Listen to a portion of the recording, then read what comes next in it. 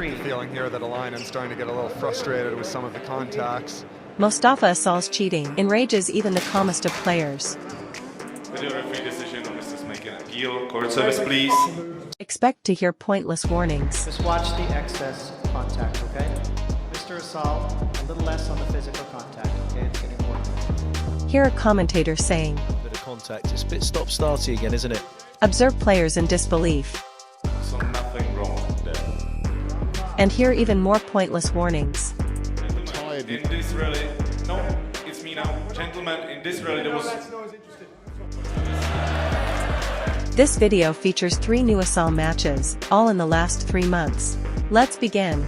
The video is divided into sections. The back leg. Wherever Asal finds himself on court, notice how many times his back leg impedes his opponent. He consistently makes himself as big as physically possible and directs his leg towards his opponents. His leg makes bizarre movements that no one expects. Let's analyze different scenarios now. When the line is to the side of Asal, his back leg extends sideways to block direct access to the ball. This excessively wide lunge before the strike is somewhat acceptable. However, after striking the ball, the rules clearly say that you must provide unobstructed direct access to the ball. So when Asal deliberately leaves his back leg in the direct line to the ball, he is creating an obstruction and so is cheating. Instead, you should drag the back leg out of the way to clear a direct line for your opponent. Furthermore, the myth of holding the tee does not exist in the rules, literally. After hitting the ball, you have absolutely no right to stand on the tee. You can only stand on the tee if that position is not in the direct line to the ball. I want to take this opportunity to quash the "he's just a big guy" argument. If 6'4" Declan James and 6'4" Farkas can move around each other, then the 6'2" Asal has no excuse. Asal creates interference deliberately, it has nothing to do with his size whatsoever. Furthermore, not only does Asal leave his leg in the line, but often he actively seeks to extend his leg even more after striking the ball, as you can see in this clip. This movement confirms intent to block. There are more examples of these secondary leg movements, but first, I want to explain why the back leg extension is already egregious even without additional movements. What's so significant about this cheating is that it is effective even without any contact whatsoever. When players move around the leg, they have to change direction and cover more distance.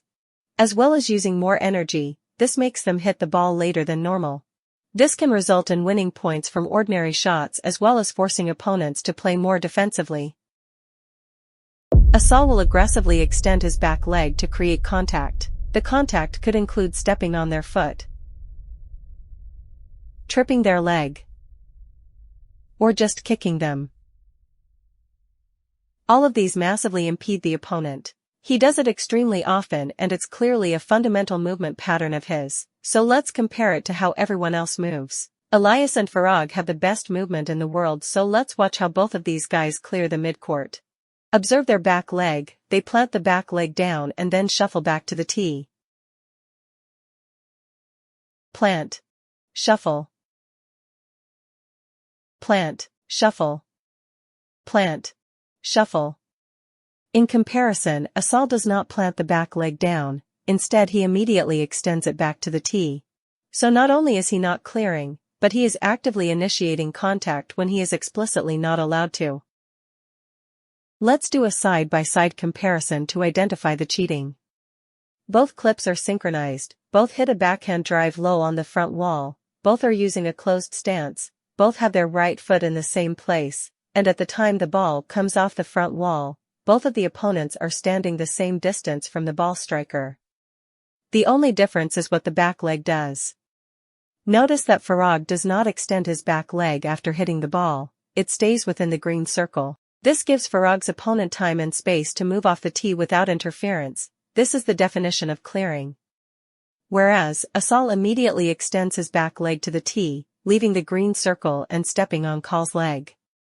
This is a legal movement because you cannot initiate contact to interfere after striking the ball, you must clear instead. Astute viewers may also have noticed that Farag's back leg is further up the court than Asal's back leg. This is another example of Asal cheating. Farag deliberately keeps his feet narrow as he shuffles back to the tee to occupy less space. Instead, Asal widens his feet to take up as much space as physically possible. This means Asal is cheating twice in one movement. He is the one initiating the contact and he is also making himself bigger than necessary. I can assure you, in the 13 times that they've played. In this example, Asal once again aggressively steps back to cause interference with Macon. If he plants the back foot like everyone else, then Macon would easily take the line in front of Asal and hit a good shot. But Macon has to move around the leg and barely gets the ball back. On a side note, Macon knows that this is blocking. You can hear him tap his racket twice on the ground to try and get the referee's attention. 13 times that they've played each other. In the next example, Macon appeals to the referee again. Asal's aggressive step back knocks into Macon's racket, which messes up his racket preparation. Once again, all of this interference would be avoided if Asal just planted the back leg. You have no right to immediately extend back to the tee. You must clear. The more we analyze the movements of the back leg, the worse it gets. Asal's back leg will also hit his opponents when he is playing a boast. This is further proof of the intent to block because the boast is one of the easiest shots to clear. To clear a boast, all you have to do is not kick the opponent. Most concerningly, is that aside from being kicked, tripped, and stepped on, is that often these contacts force weak returns which let Asal attack the next shot. Also, Asal gets to do the aggressive step back and force no-let decisions to win the point directly. No let. Even when the referees award a let ball, it still gives Asal a rest, which suits his preference for a stop-start match. Yes, let.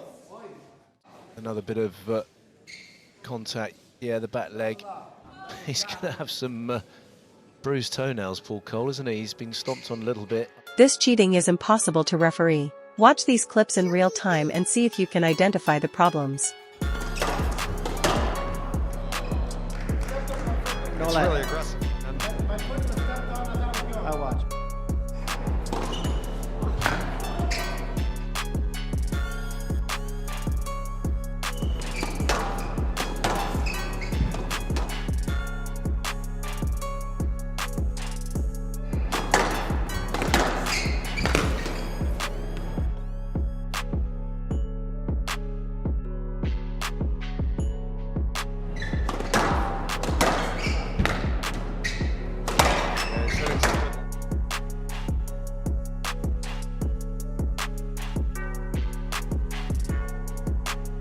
Service box area where Asal is able to wind up and take a full swing.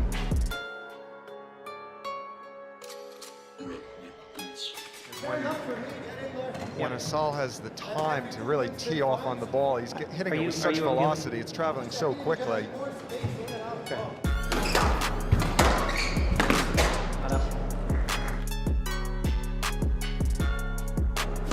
Cheat up. No lets.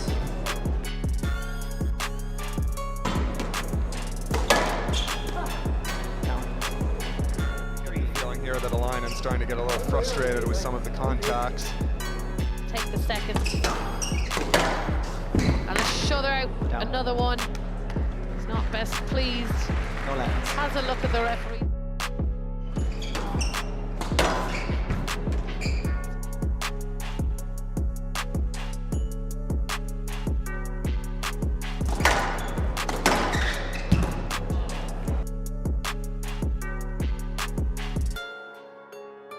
To your opponent from the get-go that you were going to take that ball early. Movement was fine. It was good.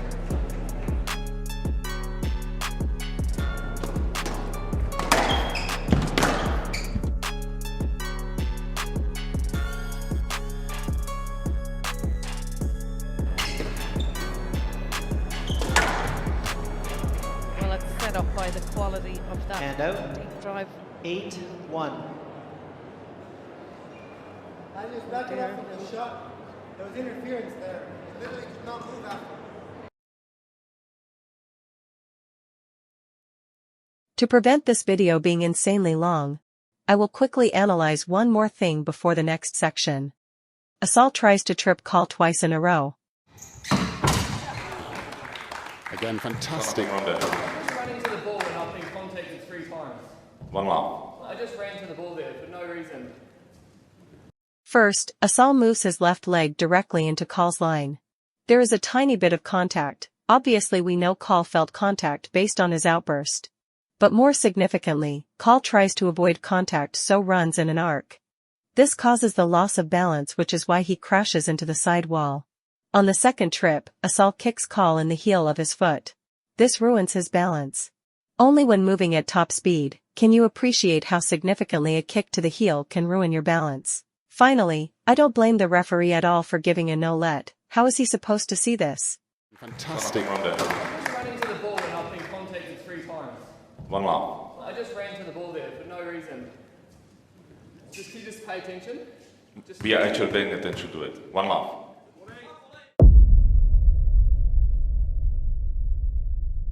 The step-up block is when someone steps forwards to prevent direct access to the ball. Throughout the back end of events, then definitely because of, I mean, that's just the We do a free decision on this score. massive slam. No let. 8-3. You saw nothing wrong there. Before I explain why this should have been a stroke, let me show you a similar example without cheating. This movement pattern happens a lot in squash. Maken jumps to volley, but makes sure to land in the same spot so he doesn't step forwards into Farag's line. If Maken had landed forwards, he would have blocked Farag's direct access. Now, let's go back to Asal's clip and compare the two side by side. Both players jump to volley the ball. Maken lands in the same spot, but Asal jumps forwards. If Asal doesn't jump forwards, Coll would have easily got the ball back. As direct access was prevented, this is a clear and obvious stroke. I want to reiterate once more that after hitting the ball, the rules are clear that you have absolutely no right to stand on the tee. This means that if you are standing on the tee, and the line is through you, then you must actively leave the tee to get out of the way. Finally, does Asal actually push Coll forwards too? I'm not sure, but this does look suspicious. Asal does the step-up block most often at the 3/4 area of the court. When clearing, your first steps must be to the side and away from your opponent. Instead, Asal moves more directly up to the tee. The person on the tee needs direct access to the ball, so by Asal taking the same line, obviously contact is going to happen.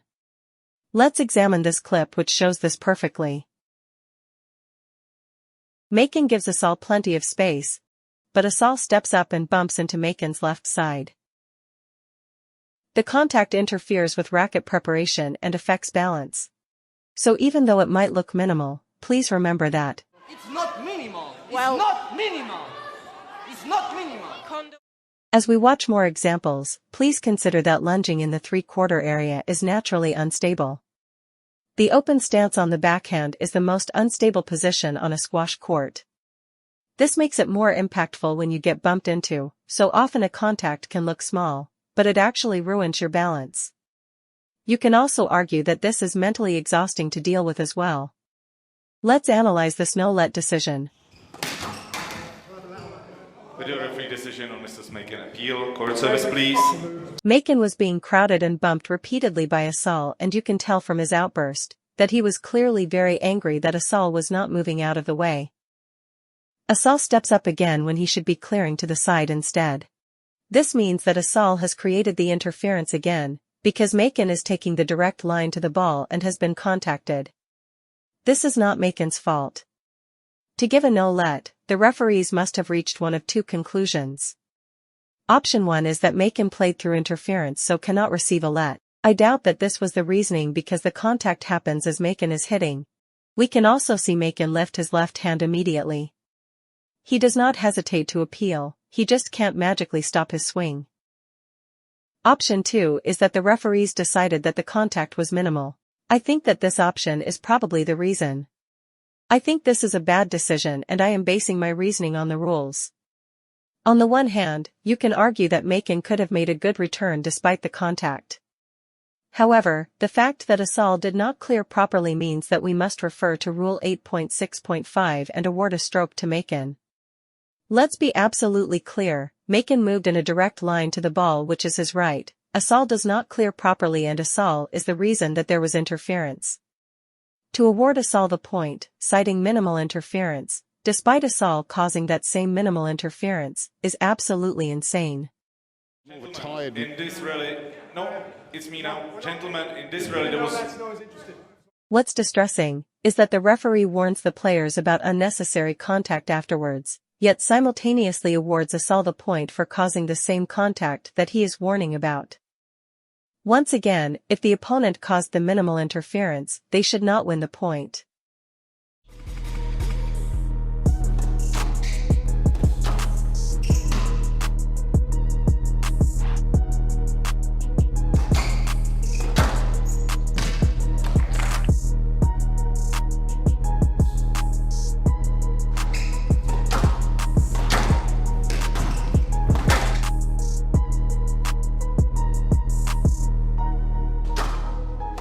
Still 6 game balls with Asal, and it looks like he's taking it for 10 game ball.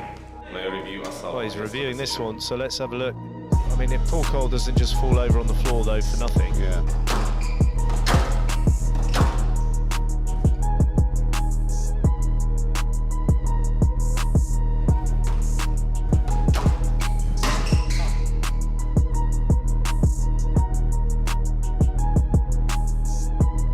Court at 4 PM the next day. I mean, he was also up early to probably have a bit of a hit and a stretch.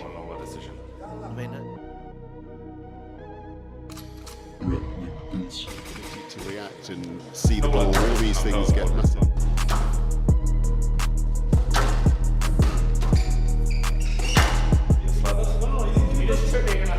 Yeah, that's why I'm giving you a slot. You just tripped me and I let my shot. he's gone for the big E.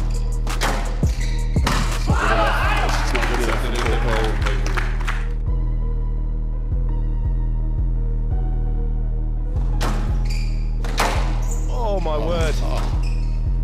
Well, that Oh, brilliant. That's absolutely brilliant.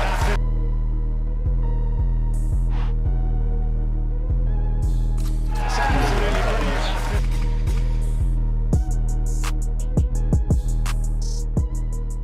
There is nothing illegal about a full swing in squash. This swing Asal demonstrates is totally legal and I have no issue with this. This is also Asal's natural swing. However, this is not a natural swing and I argue that it is cheating to do it. The rules about an excessive swing are incredibly vague. Asal's backhand follow-through normally extends more than necessary as he leaves the racket there to block the opponent and create hesitation. What's shocking is that Asal is extending excessively in 2 different planes. The first plane is the side-to-side, where we see Asal finish far too far to the right of his body. I am not saying that you need to keep the swing on one side of your body only, although that's ideal, but going too far beyond this is extremely dangerous. Furthermore, what makes this extension even more dangerous is that Asal synchronizes the extension with the aggressive step back.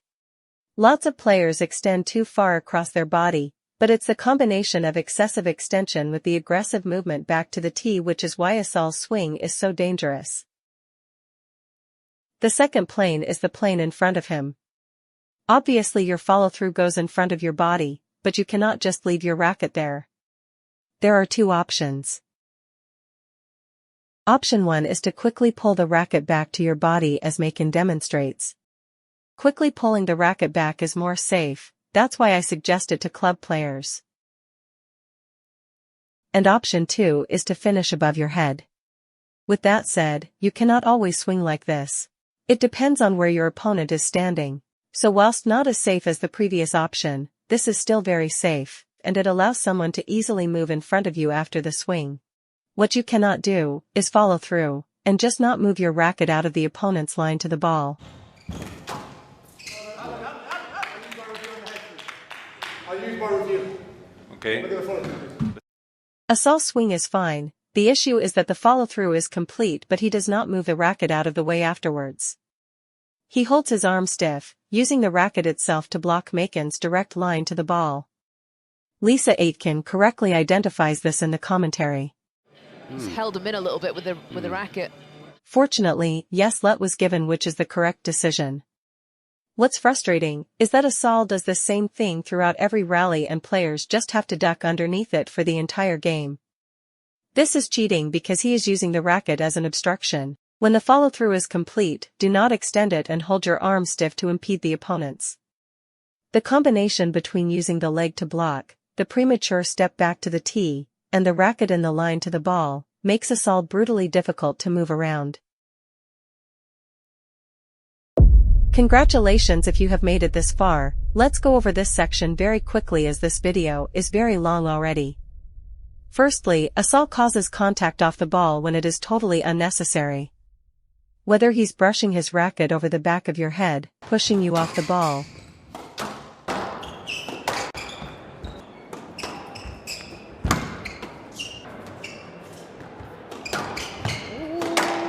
running hard into your back, We would like to have a little bit less physical contact on that one. Out. So, gentlemen, both of you. or doing whatever this is.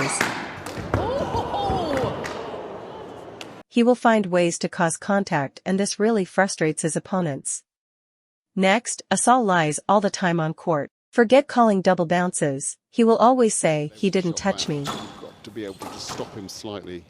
He's clipped him there on the backswing, the ball deviating massively. He didn't. He didn't touch me. Okay, video I mean, referee you could decision. hear, Mr. you making could an hear the appeal. contact on the body. No other decision. This can be a swing prevented. Hitting the shot that he wanted to. Throw to make in. Video It's an referee odd one saw from the Asal, touch. for Asal Ball to be deviated. so animated about. The contact's clear. We could hear it and see it. He will also lie about seeing balls as down when they are clearly good to win points. Down. Down. Ball's down. Hit the tin. Yeah. Well, somewhat anticlimactic finish to that first game. Oh. Did that clip the tin? Well, apparently the referee thought it clipped the 10. That's all that matters, Ashley. Whilst not technically cheating, this is seriously unsportsmanlike. Finally, Asal's time wasting is unbelievable. I cannot believe he isn't penalized for wasting time so much. Stop. Stop. Court service, please. Left middle.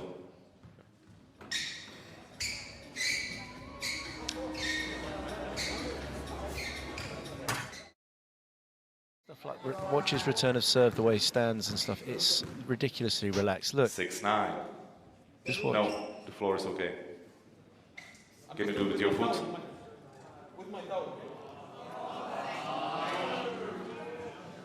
Coll wants to get on with this for obvious reasons. He's so retrospect while you were giving that insult. He's just wiped his face on the floor there, but 6-9. talking about the physical. Thanks for watching.